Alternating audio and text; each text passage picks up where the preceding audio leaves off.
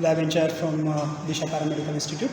Today we are going to do one practical of microbiology subject, that is to study the microscope. The aim of the practical is to study the microscope. So let us start. We will first of all open this cover of microscope. Now you can see this microscope is highly advanced microscope. Nowadays these microscopes have a lot of modifications with magnification power as well as its electricity bulb and all. But what we were used to know about microscope, that it was using natural light. So that was very simple microscope. But nowadays we see these microscopes are highly developed nowadays. So let us start with the components of the microscope. But before that, let me tell you the purpose of this microscope in our practicals. See, there are many blood cells, pathogens that we cannot see with our eyes, okay, with our naked eyes. So we need to enlarge it to 100 times so that we can see it properly and we can study it properly. So this magnification work is done by this microscope. Now there are two systems. One is lenses, eyepiece, and there is an objective. So eyepiece is 10x. You can see it here, okay. And there are two lenses, downside and upside on the lens also.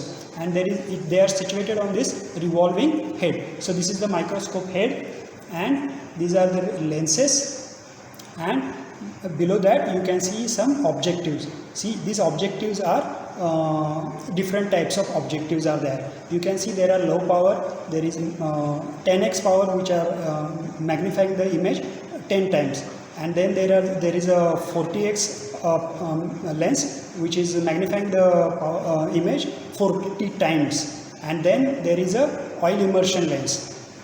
This oil immersion lens giving you more fine details of the RBC, such as we want to see the malarial parasite. Now malarial parasite is situated in RBC, and if we want to see the RBC, we have to magnify it 100 times, and then only we will be able to see the malarial parasite. So this is the way we can see the malarial parasite. Otherwise we cannot find out the malarial parasite with our eyes. So after that you can see there are different types of lenses, and in that oil immersion lens we can see various fine details of various parasites on the cells, and various pathological bacteria also can be seen.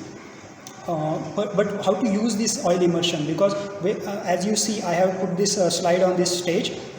We can focus it with the low power first and then high power, so that we cannot touch this slide with the lens. The lens will be damaged. So to avoid this we have to focus it on 10x low power first. Once it is focused and we see the cells, then we will change the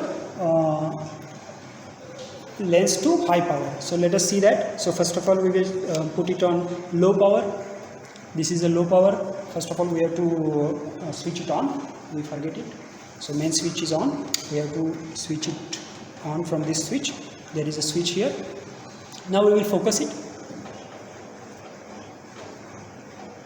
Okay. Now we got the picture here. Now these cells are very minute.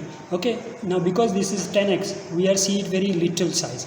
But when we change it to 40x, these cells will become larger and larger. So I can see the cells now bigger.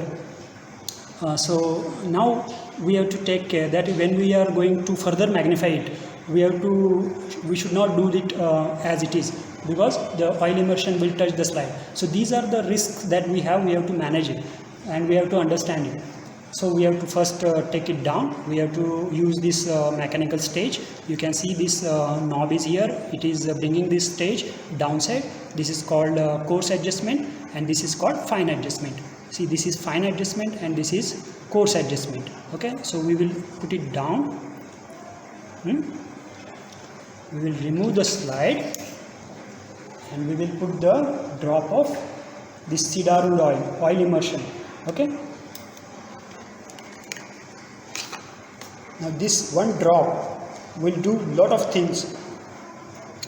This one drop will do lot of things for us as far as oil immersion lens is concerned.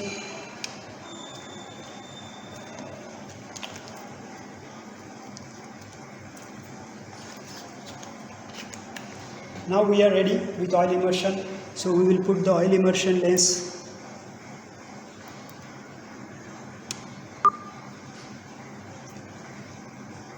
in the focus, and we will slowly we will take this slide upside, and we will watch whether we can see it or not.